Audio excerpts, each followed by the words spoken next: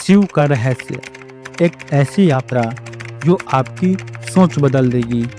हर साल जब सावन आता है, जब आकाश में बादल गरजते हैं, जब हर ओर गूंजती है एक ही आवाज़, हर हर महादेव, तब मन में एक सवाल उठता है, शिव कौन है?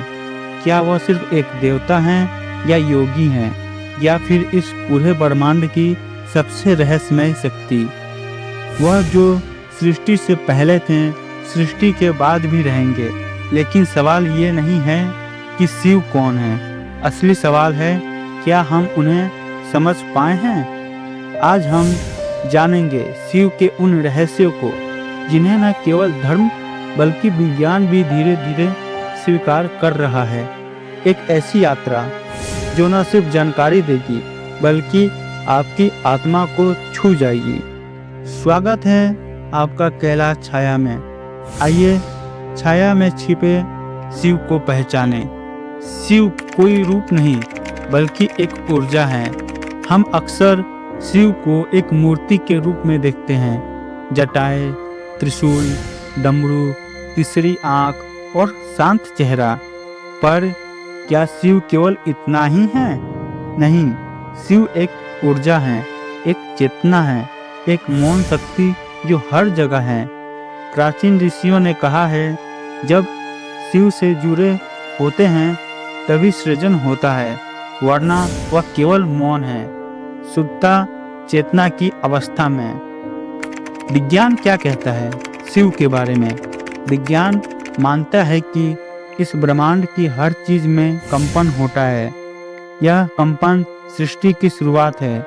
हमारे ग्रंथों ने इस कंपन को नाम दिया है ओम या नाद। शिव को कहते हैं नाद का स्वामी, यानी वह शक्ति जिससे ब्रह्मांड की ध्वनि निकलती है। उनका डमरू कोई बाजा नहीं है, बल्कि यह ब्रह्मांड की ध्वनि का प्रतीक है।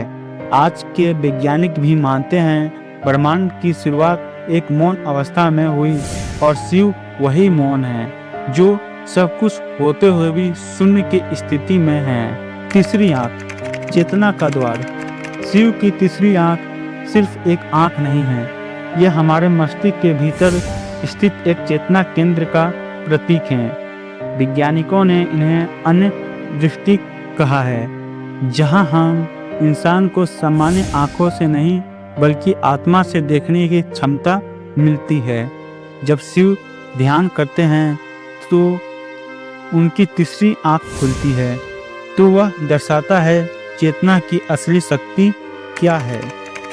तांडव विनाश नहीं, परिवर्तन है। जब हम तांडव सुनते हैं तो सोचते हैं क्रोध, आग, तबाही, लेकिन असल में शिव का तांडव नृत्य है, ब्रह्मांड की गति का प्रतीक है।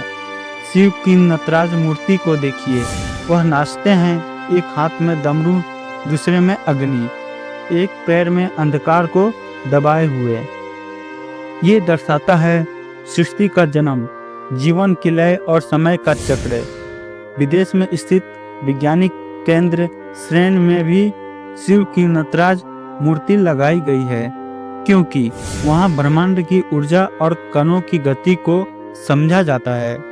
कैलाश केवल पर्वत नहीं, ऊर्जा का भंडार। कैलाश पर्वत शिव का निवास। पर क्या आपने कभी सोचा है अब तक कोई भी इस पर्वत पर क्यों नहीं चढ़ पाया? कहते हैं जो चढ़ने की कोशिश करता है वह या तो रास्ता भूल जाता है या वापस ही नहीं आता। वैज्ञानिकों ने पाया है कि कैलाश पर्वत हर साल अपने आप को आकार में बदलता है, जैसे कोई शक्ति उसमें काम कर रही हो। वह जहाँ ध्यान करते हैं, कहते हैं पूरे शरीर में कंपन होने लगता है, मन शांत हो जाता है। क्या सच में शिव भी आज भी समाधि में है? शिव विनाश नहीं, नव निर्माण के देवता।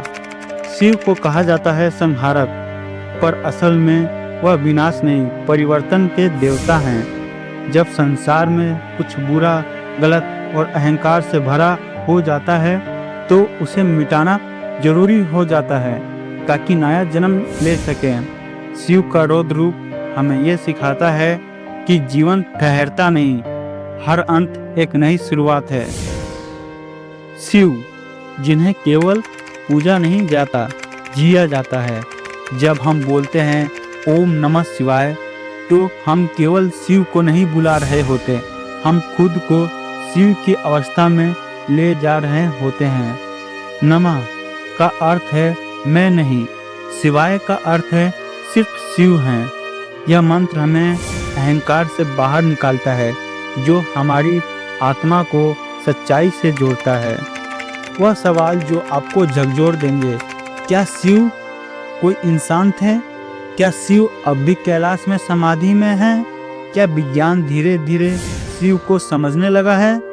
क्या हम भी शिव जैसी चेतना पा सकते हैं? शिव को महसूस कीजिए। शिव को जानने के लिए मंदिर जरूरी नहीं, ना ही कोई मूर्ति, बस एक शांत मन, एक सच्चा ध्यान चाहिए।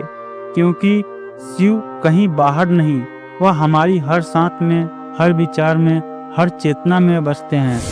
और जब आप उन्हें भीतर महसूस करेंगे, तब आप जान पाएंगे शिव कोई रहस्य नहीं है, शिव ही सत्य है।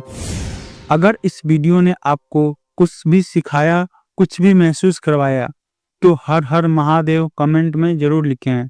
कैलाश छाया को सब्सक्राइब कीजिए, क्योंकि ये सिर्फ एक चैनल नहीं, एक आत्मा की यात्रा है।